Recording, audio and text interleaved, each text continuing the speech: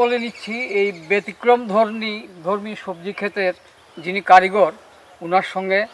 আপনার নাম? সমরশীল। উনি সমরশীল। আপনি যে এইভাবে এখানে সবজি চাষ করছেন, এই জিনিসটা আইডিয়া আপনি কোথা থেকে পেলেন?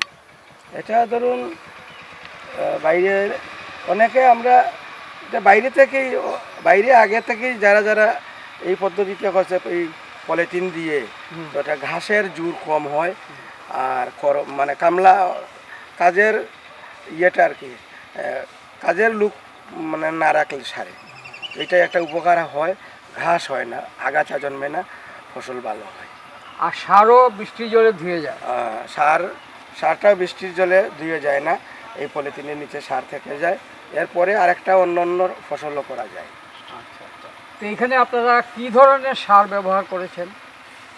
আমরা ন্যাচারাল যেটা সুপার ফসফেট, পটাশ, ইউরিয়া এটাই ব্যবহার করি, আর অল্প কিছু ডিআইপি বা অন্য অন্য এই ফাঙ্গাসাইড ঔষধপত্র এগুলো ব্যবহার করি। আপনাদের এখানে তো দেখলাম যে গবাদি পশুর অভাব নেই, প্রচুর গরু ছাগল আছে। তো গবাদি পশুর যে মল টল এগুলো আপনারা গোবর সার হিসাবে ব্যবহার করছেন না? দেখুন, গোবর সার তো আমরা ব্যবহার করি, এটা গোবর সার না দিলে কিছুই হবে না।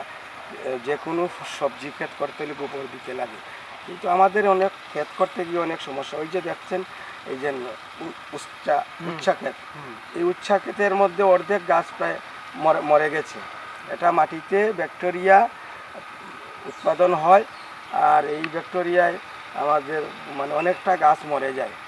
তো আমাদের আবেদন থাকবো এগ্রিকালচার তরফে, আপনার মাধ্যমে যাতে ওনারা জানতে পারেন, আমরা কৃষক যারা আমরা অনেক খরচ করে যে একদিকে ট্র্যাক্টর, একদিকে যে পলিথিন, একদিকে কামলা বীজের দাম, গাড়ি ভাড়া, এরপরে আড়তে নিলে পরে আড়তের কমিশন, এইভাবে করতে করতে মানে আমরা এরপরে দেখুন অর্ধেক গাছ মরে গেছে ভাইরাসে। তো আমরা চাই এখানে সন্তৈল কৃষি বিজ্ঞান অফিস হয়েছে, ওরা যদি আমাদের সাথে যোগাযোগ করেন বা আমরাও যদি যোগাযোগ করি, তাহলে এই যে কৃষকরা মর্মান্তিকভাবে মানে ক্ষতিগ্রস্ত হয়, এটা থেকে বাঁচা যাবে।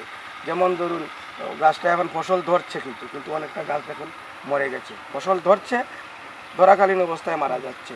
তো আমাদের এটা বিরাট একটা লস। তো এটাই একমাত্র যে লেটেস্ট যে কৃষি বিজ্ঞান যে তারা যে পদ্ধতি নিয়েছেন, বিভিন্ন ঔষধ, নতুন নতুন ঔষধ আবিষ্কৃত হয়েছে। বিজ্ঞান আমাদের কাছে আসলে ভালো হয়। রাজ্য সরকার তো কৃষির দিকে অনেক নজর দিচ্ছেন, কিন্তু দপ্তরের দিকে হয়তো কমিউনিকেশন কৃষকদের সাথে অনেক কম আছে। হয়তো অফিসিয়াল ক্রাইটেরিয়া তারা আসতে পারছেন না, কিন্তু কৃষি বিজ্ঞান আমাদেরকে কথা দিয়েছিলেন এখানে প্রায় 200 থেকে 250 লোকের সামনে ওনারা আসবেন। মধ্যে মধ্যে আসবেন। আমরা এটা কয়েকটা সেক্টর হয়েছে, এই যে নটিংছড়া, কালীশাসন এবং এই জিনিসগুলো দেখতে পাচ্ছি যে এখানে একদিকে যেমন আগাছা ঘাস গাছালি ইত্যাদিকে বন্ধ করে দিচ্ছে গজাতে, পাশাপাশি তার সারকে ধরে রাখছে যাতে গাছগুলো ব্যবহার করতে পারে। আর নিয়মিত হয়তো এখানে জলসেচ হয়, পাশেই আছে ছড়া। আমরা এই কৃষক বন্ধুটিকে অসংখ্য ধন্যবাদ জানাই যে এই প্রত্যন্ত অঞ্চলে এই ধরনের একটি উন্নত প্রথায় উনি চাষ করছেন, যেটা সত্যি ধন্যবাদ দিব। এখানে দেখছি যে পাশেই বয়ে যাচ্ছে মনু নদী। মনু নদীর পাশে গড়ে উঠেছে, মনু নদীর পাড়ে গড়ে উঠেছে এই ছোট্ট কৃষি খামার। আমরা যার সঙ্গে কথা বলছি এখানে যে লঙ্কা গাছ উকি দিচ্ছে, তারপর শশা, উচ্ছে, এগুলো আমরা দেখতে পাচ্ছি। এবং আমরা কথা বলছি এই সফল কৃষক মিস্টার শীলের সাথে। বলুন আপনার অভিজ্ঞতা। দেখুন, আমরা তো অ্যাকচুয়ালি কৃষি করার জন্য আমরা যে মানসিকতাটা, এটা মানে অনেকটা নিম্নগামী হয়ে গেছে, কারণ বিভিন্ন সমস্যা আমাদের উপরে আসে। তো আমরা সাধারণ গরিব কৃষক, মাঝারি কৃষক নয়, গরিব কৃষক আমি সাধারণ এই যে দেখছেন আপনারা pump house LI scheme, pump operator. তো যাই হোক, এখন ঘটনা হয়েছে আমরা ক্ষেত যে করি এটার জন্য এখন বর্তমান যে পরিস্থিতির উপরে আমরা যে ডিপেন্ড করে আমরা যে ক্ষেত করব, এই ক্ষেত করতে হইলে কি কি জিনিসের প্রয়োজন বা কি কি সমস্যা হয়, আমরা কার কাছে এই সমস্যাগুলো বলবো। এগ্রিকালচার দপ্তরে যারা আছেন তারা অফিসিয়াল ক্রাইটেরিয়ায় তারা আমাদের সাথে যোগাযোগ করতে পারছেন না। আর আমরা দেখুন এই অর্ধেকের বেশি গাছ ঢলে পড়ে মারা যায়, গুড়া পোকার আক্রমণ, বিভিন্ন। আমার আবেদন থাকবো এই সংবাদ মাধ্যমের মাধ্যমে কৃষি বিজ্ঞান যারা মহোদয়রা আছেন, কার্যকর্তারা আছেন, আমাদের সাথে যদি যোগাযোগ করেন, আমাদের এই যে বিলাসপুর বা এই বিলাসপুর গ্রামটা বা বিলাসপুর এটা হয়তো এই পঞ্চায়েতটা কৃষি বিজ্ঞানের আওতাধীন, কিন্তু আমরা 200-300 মানুষ নিয়ে ওনারা মিটিং করেছিলেন, ওনারা আসবেন, আর একবারও আসেননি।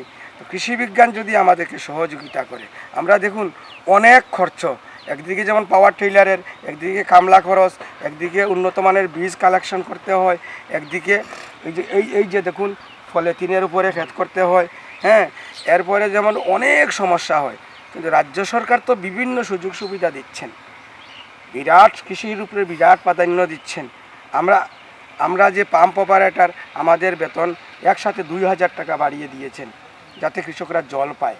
তো সুতরাং এইবার যে মরশুমটা আউশের ক্ষেতের মরশুমে জল বেশি লাগেনি, কারণ ঠিক মরশুমে বেশি বৃষ্টি হয়েছে। এখন একটা খরা মরশুমের সময় এসেছে, এখন আমার পাম্প ঠিক আছে, হ্যাঁ, কৃষকরা জল নিতে চাইলে জল নিতে পারবে, কোনো অসুবিধা নেই।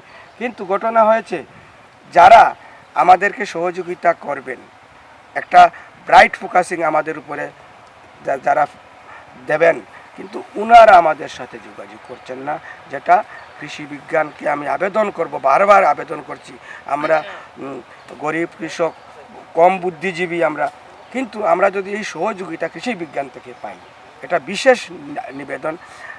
কারণ এই কৃষি বিজ্ঞানটা যদি আমাদের কৃষকের পেছনে তারা যদি যোগান দেয়, প্রাণ মানে একান্তভাবে যদি আমাদের সাথে ওনারা যোগান দেন, আমরা অনেক উন্নতি লাভ করতে পারবো। কারণ এখন যুগটা হচ্ছে বিজ্ঞান প্রযুক্তির মাধ্যমে, এই কথাটুকু আমি বললাম। আমরাও আমাদের চ্যানেলের মাধ্যমে সংশ্লিষ্ট দপ্তর, কৃষি দপ্তর তাদের বা উদ্যানবিদ্যা তাদেরকে আমন্ত্রণ জানাবো, আবেদন করব যে আপনারা এসে এখানে যোগাযোগ করুন, তাদের কি অসুবিধা তাকে দূর করার জন্য আপনারা যথাযথ ব্যবস্থা নিন। ধন্যবাদ।